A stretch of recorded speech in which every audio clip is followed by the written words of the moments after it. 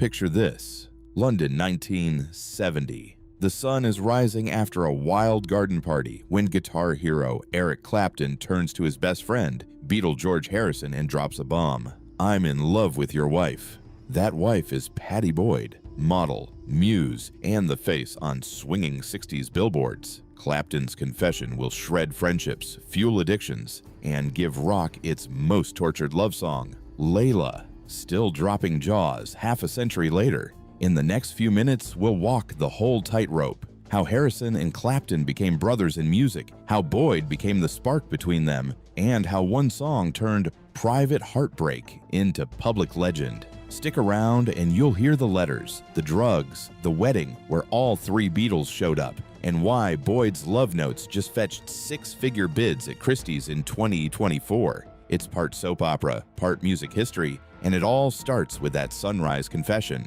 Before any songs were written or hearts were broken, there was Pattie Boyd, an in-demand model with the kind of kitten-eyed charm that defined swinging London. Magazine spreads, billboards, and boutique parties made her face as familiar as Carnaby Street itself. In 1964, she landed a tiny cameo in the Beatles' first film, A Hard Day's Night. On set, 21-year-old George Harrison shyly asked her out. Within 2 years, they were married at a quick City Hall ceremony that paparazzi still recycle every time 1960s-style trends on Instagram. Boyd's mix of girl-next-door warmth and high-fashion poise soon turned her into rock's favorite muse, a woman who could light up a room, and later, entire record sleeves, with a single smile.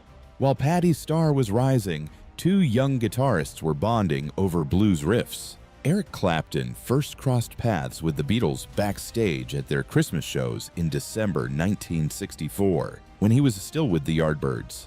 A mutual love of Chuck Berry, licks, and dry British humor sparked a fast friendship between Eric and George. That friendship only deepened in 1968 when Harrison, fed up with studio tension, invited Clapton to Abbey Road to play the searing solo on While My Guitar Gently Weeps. The session wasn't just a musical cameo, it cemented a sense of brotherhood that had them swapping guitars, sharing stage spots, and phoning each other at all hours to talk tone.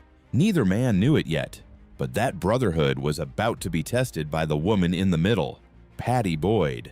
Eric Clapton first met Pattie Boyd in early 1968 at George and Pattie's home. In his own words, he was thunderstruck.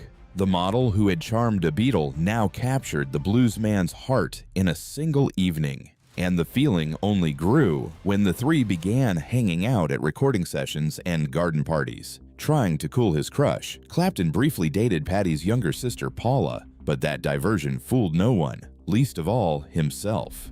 By mid-1970, Clapton's obsession had nowhere to go except into a song. Brooding over an ancient Persian tale called Layla and Majnun, a tragic story of forbidden love, he turned the legend into a searing blues rock plea, Layla. The name gave him cover, but every slash of the riff and every raw lyric, "Please don't say we'll never find a way," screamed Pattie's name between the lines. Even the album cut I Am Yours lifts entire verses straight from the medieval poem. When Derek and the Dominoes laid the track down that summer, Clapton was really playing to one woman, praying she would hear the message.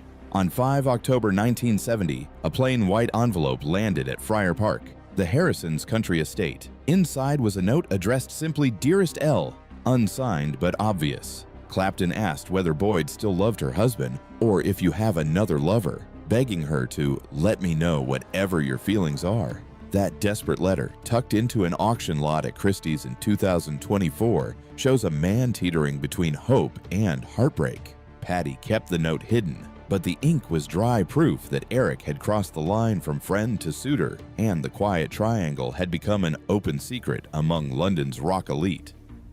In the small hours after a party thrown by impresario Robert Stigwood, George Harrison, Pattie Boyd, and Eric Clapton took a breather in the garden. Dawn was breaking when Clapton finally blurted, "I have to tell you, I'm in love with your wife." A stunned Harrison turned to Pattie. "Are you going with him or coming with me?"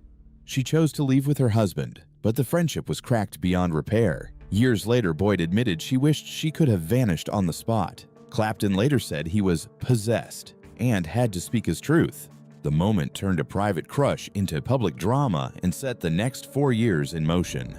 Rejected and humiliated, Clapton retreated to his Surrey estate, Hurtwood Edge, and slid into a 2-year heroin spiral.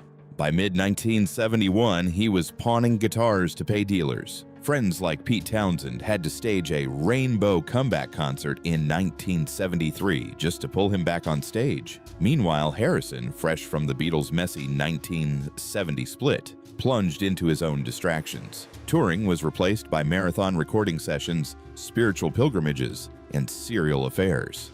The most painful for Pattie was his fling with Maureen Starkey, Ringo's wife. When Harrison finally admitted the liaison during a tense evening at Starr's house, Pattie later wrote, "That was the final straw." With George emotionally distant and Eric chemically absent, Boyd found herself caught between a husband lost in excess and a suitor lost in narcotics, a triangle wobbling on 2 broken legs. On 4 July 1974, Pattie packed a small suitcase and walked out of Friar Park for good.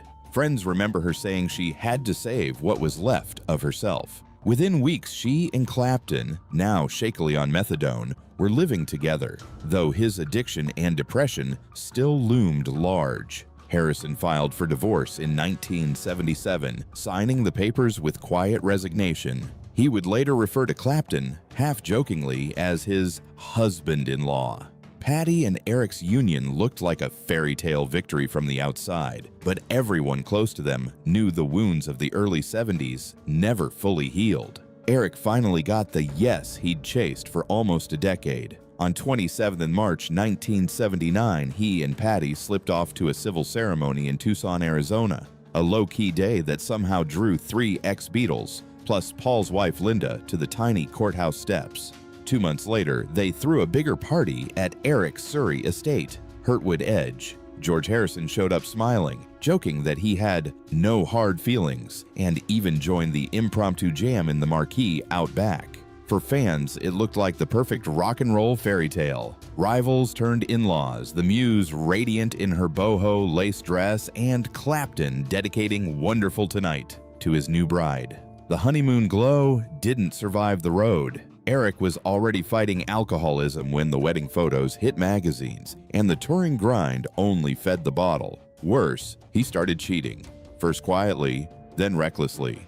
Pattie discovered he'd fathered a little girl with studio manager Yvonne Kelly, and another child with Italian TV star Lori Del Santo, while she herself was going through IVF.